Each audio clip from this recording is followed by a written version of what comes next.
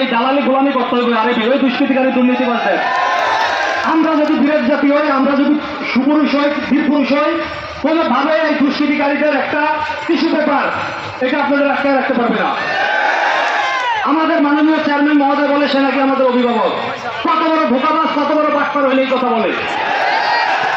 আজকে পল্লী সমিতির প্রত্যেকটা মানুষ তাকে দেখতে চায় না, কেউ তাকে দেখতে চায় না। উনি যদি একটু সৎমানুষ হতো, উনি নিজে ইস্তফা দিয়ে এখান থেকে চলে যেত। কেন যাচ্ছে না? কারণ তার উদ্দেশ্য অসৎ। উনি দুর্নীতিবাজদের রক্ষা করার জন্য আছে, উনি নিজে দুর্নীতির জন্য আছে। সুতরাং এই ধর্ম ব্যবসায়ী, এই নমরুদ একে বিন্দুমাত্র থাকতে হবে না। 14 কোটি মানুষের সেবা নিশ্চিত করা। আমাদের কাজ গ্রাহক সেবা দেওয়া, গ্রাহক যাতে কোনোভাবে বিকৃত না করবে, এটা আমাদের নৈতিক দায়িত্ব, ধর্মীয় দায়িত্ব আমি মনে করি। কিন্তু এই সিস্টেমটাকে ধ্বংস করার জন্য এই চেয়ারম্যানের নেতৃত্বে যে অপতৎপরতা চলতেছে, এই আমাদেরকে রুখে দিতে হবে।